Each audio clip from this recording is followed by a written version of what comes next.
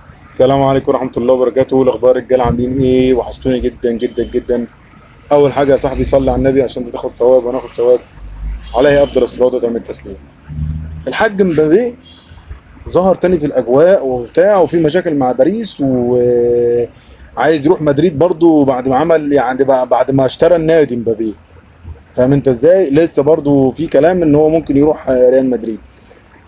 بدليل في حاجات بتحصل كده في الكواليس، منها استبعاد مبابي من الرحله الجوله بتاعت باريس سان جيرمان في شرق اسيا في اليابان وكده. اكيد طبعا لو انت على قوه الفريق مش هيستبعدك، اشمعنى انت هيستبعدك؟ فاهم الفكره ازاي؟ انا لو من باريس اقسم بالله مبابي ابيعه واستفيد منه دلوقتي، طالما هو في عقده معايا ابيعه واستفيد من ثمنه وما يلعبش معايا، لان ده بوظ لك الفرقه.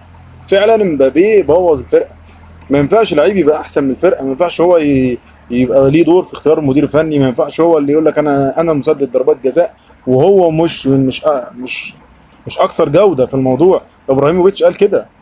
ابراهيموفيتش قال العقد اللي عمله باريس مع مبابي الاخير ده مفيد لمبابي ومضر لباريس جدا ومضر للفريق جدا ومضر لقية اللبس جدا. الناس دي خبره، الناس مش بتقول اي كلام. فاهم انت ازاي؟ بيعوا يا اسطى، اسمع مني، هتاخد دوري الابطال من غيره صدقني.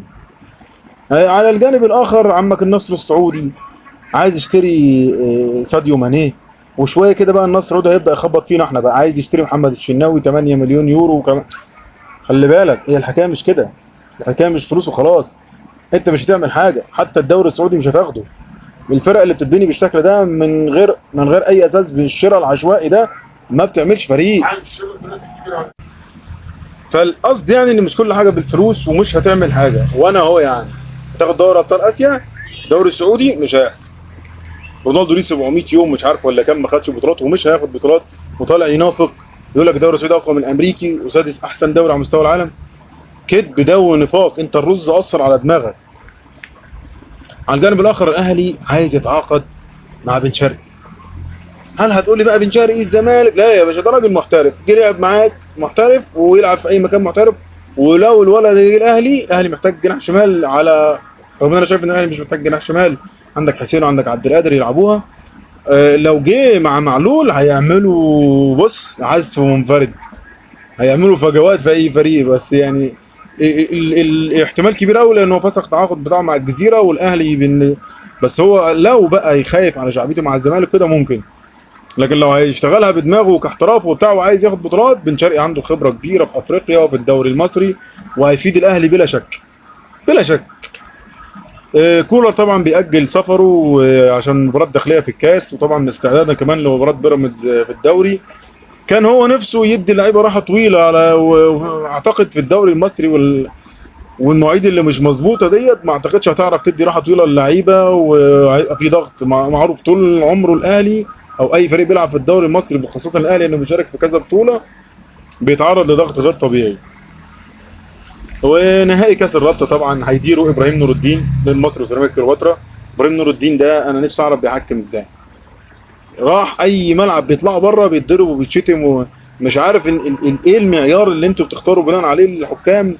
الاهلي حتى عمل لكم بيان ان هو الحكام مش تمام واهتموا بيهم واهتموا بحكام الفار، بس ما فيش اهتمام. نفس الاشكال اللي احنا بنشوفها، زي حتى مثلا الاتحاد السكندري راح يتعاقد مع طارق العشري ومشى زوران. ما مشي زوران اللي عامل معاك الشغل دوت وعمل لك فرقه وكل سنه كنت بصارع على الهبوط، راح يتعاقد مع طارق العشري الفريق رقم 13 يمسكه طارق العشري. لا ليه طريقه لعب ولا ليه بيعمل لك مثلا قطاع ناشئين ولا هو بيغير من طارق العشري. شهر والاتحاد هيشيله، شهر شهرين بالكتير نظرا لسوء النتائج، وهيروح ماسك لي فرقه ثانيه يقعد مثلا يلف له على فرق الدوري لغايه ما يقفل بقى ال 50 فريق. يو انور طلع عمل حاجه كوميديه انا عجبتني صراحه. بيقول لك كان نفسه ياخد لاعب الجوله الدول طاهر محمد طاهر، قال لك راح عامل هو تويت قال لك ايه خلاص بعد كده هرقص بعد ما اجيب الجول. الفكره انها معموله بتصويت الجماهير، وتصويت الجماهير اي فريق مثلا الفرق الشعبيه مثلا اهلي او زمالك اللاعب بتاعهم مرشح، حتى لو انت جايب يو انور جايب سوبر هاتريك، حتى لو انت جايب ايه هيختاروا اللعيب بتاعهم معروفه، لان هي المفروض ما تبقاش بتصويت الجماهير، يبقى نسبه صغيره تصويت الجماهير. اراء المديرين الفنيين كانت هتبقى افضل. مرتضى طبعا لسه قاعد بيهيس والزمالك بتوقف، وقال لك الزمالك من قبلي كان مفلس. في النهايه يا صاحبي ما تنساش اشتراك